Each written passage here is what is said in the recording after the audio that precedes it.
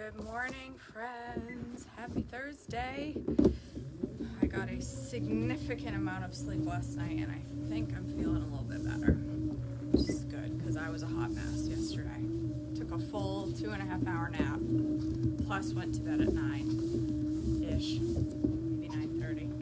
Anywho, all right, good morning. November 4th, the Crucifixion, Mark 15:21 through 24.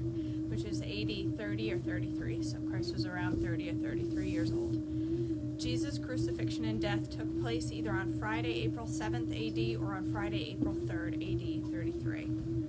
A passerby named Simon, who was from Cyrene, was coming in from the countryside just then, and the soldiers forced him to carry Jesus' cross. Simon was the father of Alexander and Rufus, and they brought Jesus to a place called Golgotha, which means place of the skull. They offered him wine and drugged him with myrrh, but he refused it. The soldiers nailed him to the cross. They divided his clothes and threw dice to decide who would get each piece. Matthew 27:32 through 34. Along the way, they came across a man named Simon, who was from Cyrene, and the soldiers forced him to carry Jesus' cross. And they went out to a place called Golgotha, which means place of the skull. The soldiers gave Jesus wine mixed with bitter gall, and when he tasted it, he refused to drink it. Luke 23:26 through 31. As they led Jesus away, a man named Simon, who was from Cyrene, happened to be coming in from the countryside. The soldiers seized him and put the cross on him and made him carry it behind Jesus. A large crowd tailed behind him, including many grief-stricken women. But Jesus turned and said to them, "Daughters of Jerusalem, don't weep for me, but weep for yourselves and for your children. For the days are coming when they will say, 'Fortunate indeed are the women who are childless, the wombs who have not bore a child, and the breasts that have never been nursed.' People will beg with the mountains, 'Fall on us,' and plead with the hills, 'Bury us.' For if these things are done when the tree is green, what will happen when it is dry?" John 19:17.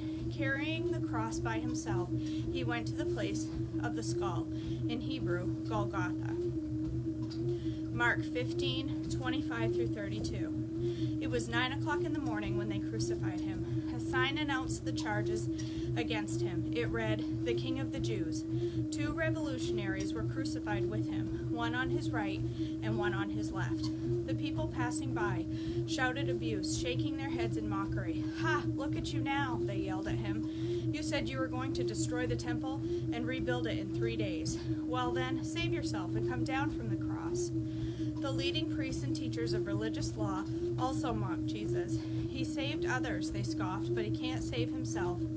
Let the Messiah, this King of Israel, come down from the cross so we can see it and believe him." Even the men who were crucified with Jesus ridiculed him. Matthew 27:35 through 44. After they had nailed him to the cross, the soldiers gambled for his clothes by throwing dice. Then they sat around and kept guard as he hung there. A sign was fastened above Jesus' head, announcing the charges against him. It read, "This is Jesus, the King of the Jews." 2 revolutionaries were crucified with him, one on his right and one on his left. The people passing by shouted abuse, shaking their heads in mockery. "Look at you now," they yelled at him. "You were going to destroy the temple and rebuild it in 3 days. Well then, if you are the Son of God, save yourself and come down from the cross."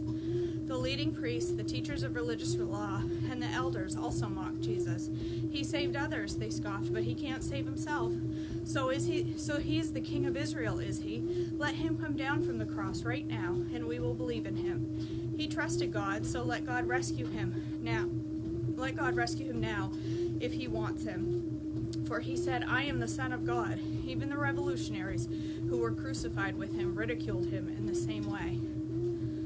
Luke 23:32 through 43. 2 others, both criminals, were led out to be executed with him. When they came to a place called the Skull, they nailed him to the cross, and the criminals were also crucified, one on his right and one on his left. Jesus said, "Father, forgive them, for they know not what they are doing." And the soldiers gambled for his clothes by throwing dice. The crowd watched him, and the leaders scoffed. "He saved others," they said. "Let him save himself if he really is God's Messiah, the chosen one. The soldiers mocked him, too, by offering him some drink of sour wine. They called out to him, "If you are the king of the Jews, save yourself." A sign was fastened above him with these words, "This is the King of the Jews." One of the criminals hanging beside him scoffed, "So you're the Messiah, are you? Prove it by saving yourself, and us too, while you're at it." But the other criminal protested, "Don't you fear God, even when you have been sentenced to die? We deserve to die for our crimes, but this man hasn't done anything wrong." Then he said, "Jesus, remember me when you come into your kingdom." And Jesus replied, "I assure you, today you will be with me in paradise." John 19:18 through 27. There they nailed him to the cross. 2 others were crucified with him, one on either side, with Jesus between them. And Pilate posted a sign on the cross that read, "Jesus of Nazareth, the King of the Jews." The place where Jesus was crucified was near the city, and the sign was written in Hebrew, Latin, and Greek, so that many people could read it. Then the leading priests objected and said to Pilate, "Change it from 'the King of the Jews' to 'He said, I am the King of the Jews.'" Pilate replied, "No, what I have written, I have written." When the soldiers had crucified Jesus, they divided his clothes among the 4 of them. They also took his robe, but it was seamless, woven in one piece from top to bottom. They said, "Rather than tearing it apart, let's throw dice. Let's throw dice for it." This fulfilled the scripture that says, "They divided my garments among themselves and threw dice for my clothing." So this is what they did. Standing near the cross were Jesus' mother and his mother's sister Mary, the wife of Clopas, and Mary Magdalene. When Jesus saw his mother standing there beside the disciple he loved, he said to her, "Dear woman, here is your son." And he said to the disciple, "Here is your mother." And from then on, his disciple took her into his home. The death of Jesus, Mark 15:13 through 44. At noon, darkness fell across the whole land until 3 o'clock. Then at 3 o'clock, Jesus called out with a loud voice. I don't know how to pronounce this. "Eloi, Eloi, lema sabachthani," which means, my God, why have you abandoned me?" Some of the bystanders misunderstood and thought he was calling for the prophet Elijah. One of them ran and filled a sponge with sour wine, holding it up to him on a reed stick so he could drink. "Wait," he said, "let's see whether Elijah comes out to take him down." Then Jesus uttered another loud cry and breathed his last, and the curtain in the sanctuary of the temple was torn in 2 from top to bottom. When the Roman officer who stood facing him saw how he had died, he exclaimed, "This man truly was the Son of God." Some women were there, watching from the distance, including Mary Magdalene, Mary, the mother of James the younger, and of Joseph, and Salome. They had been followers of Jesus and had cared for him while he was in Galilee. Many other women who had come with him to Jerusalem were also there. Matthew 27:45 through 56. At noon, darkness fell across the whole land until 3 o'clock. At about 3 o'clock, Jesus called out with a loud voice, "Eli, Eli, lema sabachthani," which means, my God, why have you abandoned me?"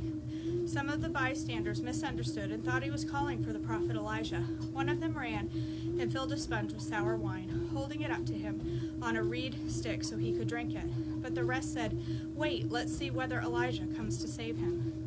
Then Jesus shouted out again, and he released his spirit.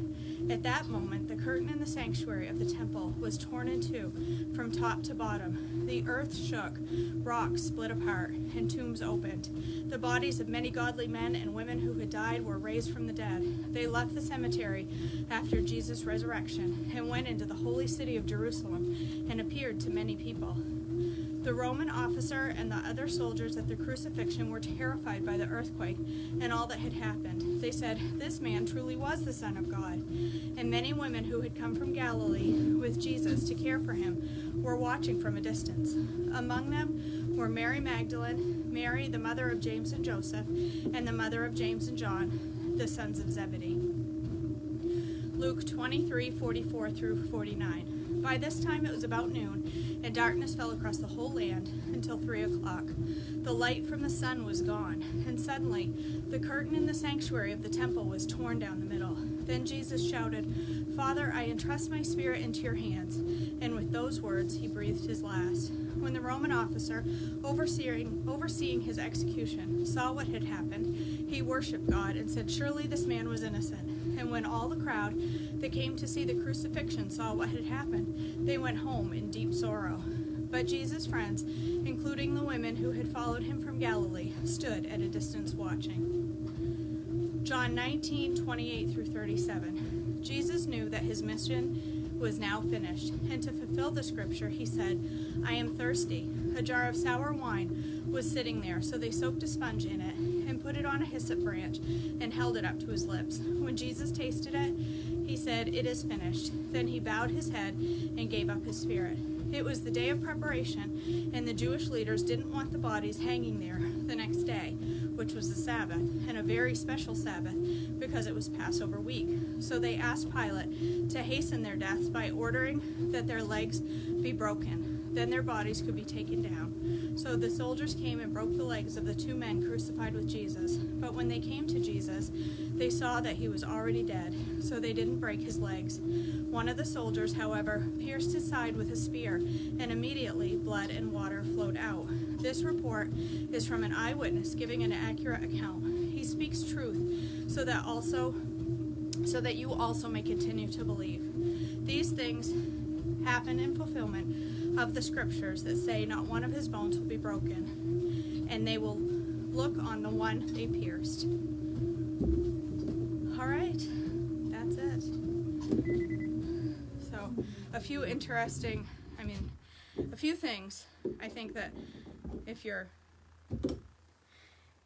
have been a believer for a long time, you've probably read or heard before, but if you're not, or you're not a believer, some of the things in this that stand out is the temple curtain being torn. It wasn't just because of a simple earthquake that the curtain was torn. It wasn't just a curtain like what's hanging in my basement. The temple curtain was about this thick. It was at least this thick, at least. So for that to be torn was impossible by just an earthquake. It was only an earthquake sent by God that was able to do that. That was what's the word I'm looking for? I can't think of the word. But anyway, it couldn't be torn by hands or by a simple earthquake. And then the other thing is Jesus being pierced in the side. The reason the water flowed out is when the water comes around the heart when you die, like that. So the being pierced in the side and the water coming out was the sign that he was truly dead, because the water had gathered around the heart, is my understanding. Because if he wasn't dead, blood would have pumped out, and it didn't. Water flowed. Anyway, that's my interpretation, be that as it may. All right, thank you for joining me this morning. I thought it was going to be really hard for me to not cry through that, but you have some of those days where you don't cry. I guess today was that day. I was able to get through it without tears. I get tears inside though, trust me. So, okay, I'm so thankful you joined me for this morning. Right, Sherry? For all of that was for us, for the things that we did or we're going to do. I can't imagine the suffering. And for somebody to do that for you, something to think on. All right, guys, I'm going upstairs and I'm making breakfast. And I'm having an orange shake or orange smoothie from Brianna Thomas that I looked in the recipe and literally has no oranges. It's just orange color, but it's called an orange smoothie. So I'm going to make that this morning for breakfast. I'm all set. Should be just a couple of minutes and I'll be live there. I hope you're able to join me. If not, I'll see you tomorrow morning for more Treadmill Devotions. I love you guys. Bye.